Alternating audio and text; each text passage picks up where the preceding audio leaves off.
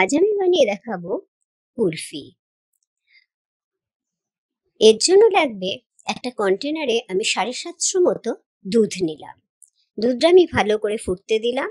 দুধটা ফুটে যখন বেশ কিছুটা কমে আসবে, তখন আমি একটা ফ্রাই প্যানে 3 টেবিল চামচ মতো চিনি দিয়ে দেব।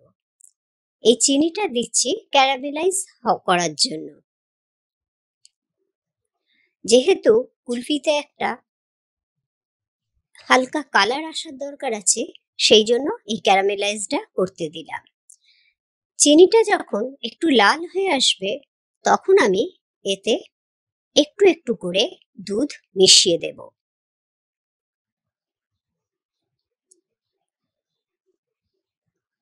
এই সময় আপনারা বলুন, আপনারা কে কোথা থেকে আমার ভিডিওটা দেখছেন।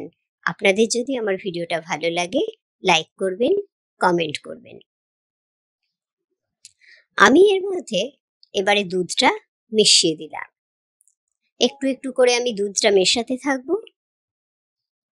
এর মধ্যে আমি কিছুটা আমন্ড বাদাম, কিছুটা কাজু বাদাম আর কেশর দিয়ে একটা পেস্ট করে রাখবো।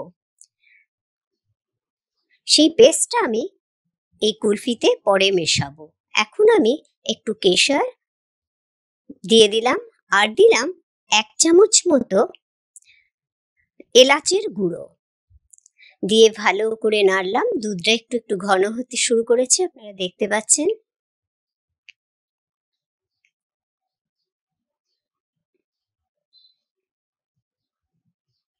এবার আমি আমন্ড, পেস্তা আর ড্রাই গোলাপের পাপড়ি যেগুলো ছিল সেগুলো দিয়ে দিলাম। ভালো করে একটা হালকা ঘন হতে আরম্ভ করেছে। এই সময় আমি দিয়ে দেব কাজু বাদাম, পেস্তা আর আমন্ড বাদামের পেস্টটা আর দেব 1 চামচ ঘি। ভালো করে নেড়ে চেড়ে একটু ঠান্ডা হলে আমি মোল্ডে দিয়ে দিলাম। আমি অ্যালুমিনিয়াম ফয়েল দিয়ে মোল্ডগুলোকে ভালো করে